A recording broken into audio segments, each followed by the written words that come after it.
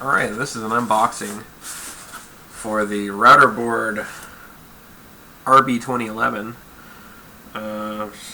Something. It'll be down in the description. So the RB2011 series has a bunch of different implementations. Some of them have Wi-Fi. This one has gigabit to fiber. It's an attachment for 3G if you want. This one in particular has gigabit and 100 meg, and it also has a very nice LCD display.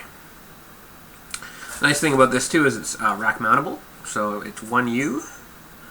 I have a little I don't know, 12U rack in my laundry room, and basically it fits nicely in there. Some of the RB2011 series is not rack mountable, some ones with Wi-Fi, that type of thing. And basically the reason I'm getting this is because I had an AT&T Uverse router gateway type thing that sucks. You can't even change it from like 192 address space, and you can't even change the DNS settings. It's a pain. So I went with a Firebox and flashed it with pfSense, which was really a cool and fun experience. Not reliable, I found. So I don't know if the box I got was just not good or what the deal was, but basically the thing would hang like once a day. So I've got this guy. The benefit of this guy too is that he will use a lot less power. It's about $110. I think I paid on Amazon, and I think it uses like 6 watts of power. It's, you know, hardly anything at all, and rack mountable. So let's open it up. See, we've got, so that's the unit right there.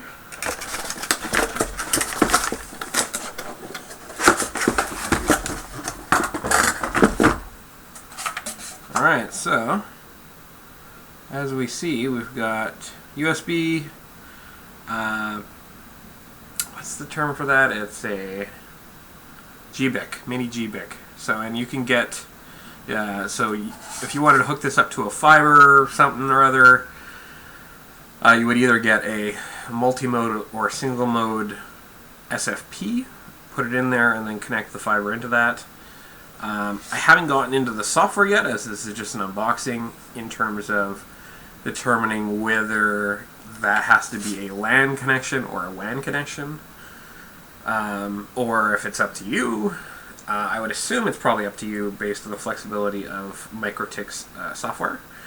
And then looks like, so we've got a PoE in. You can technically power this thing with power over Ethernet, but I think that is only like I can't remember if it's passive. This thing uses all kinds of like passive PoE, and I think it's passive in. It's proprietary passive in, 24 volts or something like that. I didn't get it for its PoE features. I wanted a gigabit router basically that had decent performance. So these are otherwise gigabit ports, and then these are your 100 meg fast Ethernet ports. Looks like there's a status light 1 through 10 here. I assume it'll blink differently, but whether, you know, depending on whether it's full duplex or half duplex or 100 meg, 10 meg, gigabit. And then there's this nice little color LCD display. From what I've seen, it looks like it's supposed to show like utilization on a certain port. And then there's just the MikroTik RouterBOARD logo. On the bottom, looks like these would be used if you were mounting it to a wall or something, I assume. I think there's some pads in the box for if you need to set it on something. Not really sharp corners, but like that are going to cut you. But they're not like beveled corners that you probably want to be putting on something like a nice desk.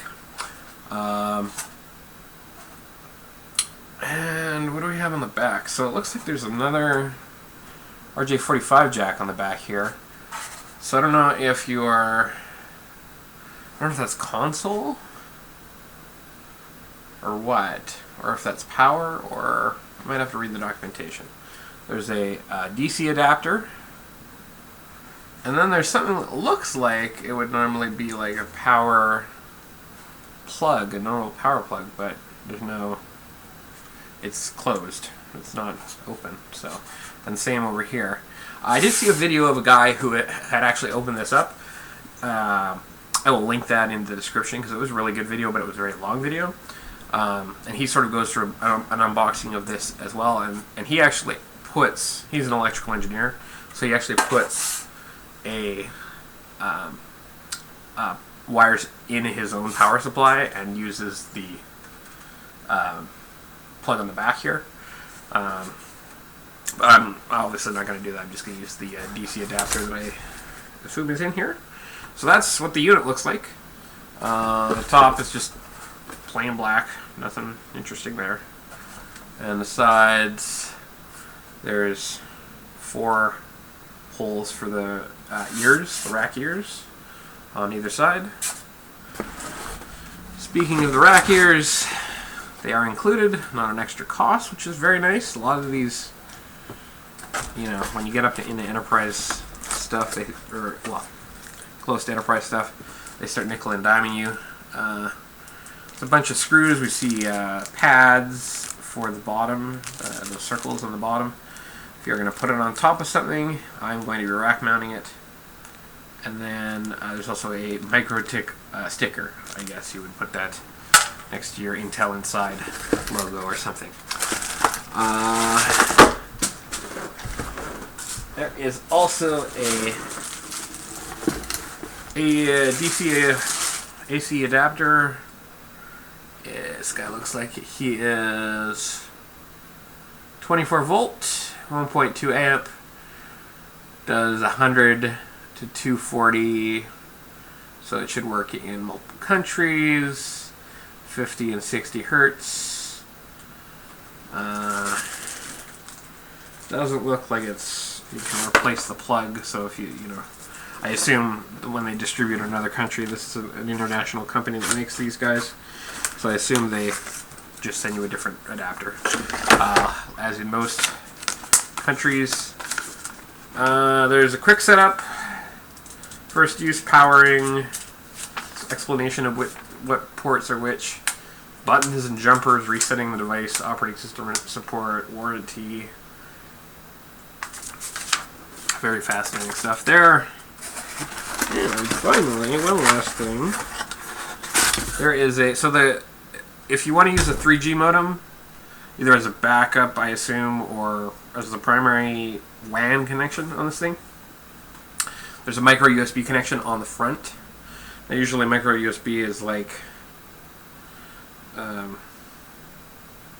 going into the end device, but anyways, so micro USB, you would plug that in, and then you would plug the USB-A end of your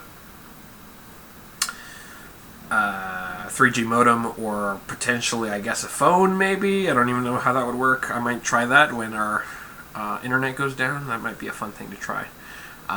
So anyways, that's basically what comes in the box. One of the nice things, too, is they do say right on the box, Step 1, use the provided power adapter to turn on the device. Step 2, the default IP address for the LAN is 192.168.88.1, so it's pretty weird IP within the 192.168 space. So hopefully it's not going to clobber something that you already have. They say open it in your web browser. Default username is admin, no password. And they say for best experience, please upgrade, immediately, basically. Which hopefully, if you're buying a device like that, you know to do that already. But yeah, that's basically what's going on there. The other thing too is, so the bottom has a sticker with the serial number and basically the MAC address. It shows 2 MAC addresses. One based on the numbers in hex, looks to be the starting MAC address for the first adapter, and so in my case it goes from 04 to 0E. I would assume that the way those numbers work, that's a MAC address for each one of them, so it's like a range instead of listing each of the MAC addresses here. So yeah, that is the RB2011UiAS-RM. And hope you guys have a great day.